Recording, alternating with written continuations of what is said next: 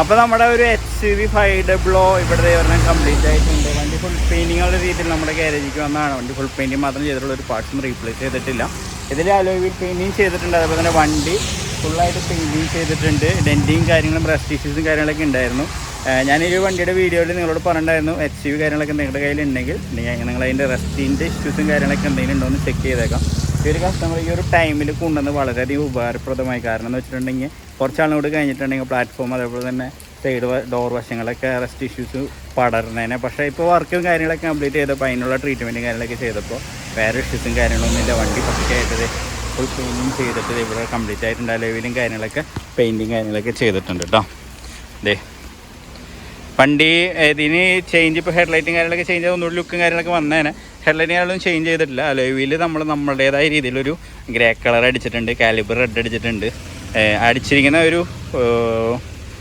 Normal silver ആയിരുന്നു. അപ്പോൾ കസ്റ്റമർക്ക് എൻ്റെ ഇഷ്യൂ എന്ന് വെച്ചാൽ തമിഴ്നാട് ഏരിയകളിൽ നമ്മൾ പേര് അതുപോലെ തന്നെ കളറൊക്കെ ചേഞ്ച് ചെയ്യണമെങ്കിൽ കൈക്കൂലി ഒരുപാട് ആവശ്യപ്പെടണമെന്ന് പറഞ്ഞ് ഒരു കംപ്ലൈൻറ്റ് ഉണ്ട്. അപ്പോൾ അങ്ങനെ കൈക്കൂലിയും കാര്യങ്ങളൊക്കെ ആവശ്യപ്പെടുമ്പോൾ കളർ ചേഞ്ച് എന്നുള്ള രീതിയിൽ തമിഴ്നാട്ടിൽ ചേഞ്ച് ചെയ്യാനായിട്ട് ഭയങ്കര ബുദ്ധിമുട്ടാണ്. അഥവാ ചേഞ്ച് ചെയ്യണമെങ്കിൽ തന്നെ ഒരുപാട് പൈസ ചിലവാകുമെന്ന് പറഞ്ഞു. അപ്പോൾ കസ്റ്റമർ സിൽവറായിരുന്നു വണ്ടി. അപ്പോൾ കസ്റ്റമർക്ക് ചെറിയ രീതിയിൽ എന്തെങ്കിലും ഒരു ചേഞ്ച് വരുത്തണം ആ സിൽവറിലെന്ന് പറഞ്ഞ കാരണം അടിച്ചാണ് ഒരു കളറാണ് കേട്ടോ. എങ്ങനെ ഉണ്ടെന്നുള്ള അഭിപ്രായം എന്തായാലും നിങ്ങൾ അറിയിച്ചേക്ക്. അപ്പോൾ അങ്ങനെ വണ്ടി ഇതേ ഫുള്ളായിട്ട് കംപ്ലീറ്റ് ആയിട്ടുണ്ട് കേട്ടോ. അലവിലൊക്കെ ഇത് ഈ ഒരു രീതിയിൽ ചെയ്തിട്ടുണ്ട്. വണ്ടിയുടെ ഷേപ്പും കാര്യങ്ങളും XUV എന്നുള്ള ഒരു മോഡലിൽ ലൈനും കാര്യങ്ങളൊക്കെ ഷാർപ്പായിട്ട് എടുത്തില്ലെങ്കിൽ ശരിക്കും മെനയായിട്ട് എടുത്ത് കാണിക്കും.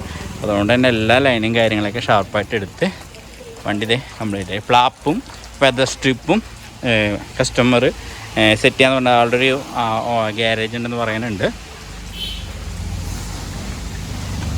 എന്തേടാ നമ്മുടെ സൈഡ് വശങ്ങളിലുള്ള അതേ സൈഡ് നോക്കിയാൽ നിങ്ങൾക്കറിയാം അലകളുണ്ടെങ്കിൽ ഏതൊരു വണ്ടിയും മെനയായിട്ടായിരിക്കും. ഇതിൻ്റെ വേണ്ട ഫിനിഷിങ് ഈ ഒരു രീതിയിൽ നമ്മൾ എടുത്തിട്ടുണ്ട് കേട്ടോ. ഈ ആർച്ചുകളും കാര്യങ്ങളൊക്കെ ഹോൾഡാണ് നമ്മൾ സെറ്റ് ചെയ്തിരിക്കുന്നത് കേട്ടോ. ഓക്കെ, അങ്ങനെ വർക്ക് ഇവിടെ കംപ്ലീറ്റ് ആയിരിക്കും.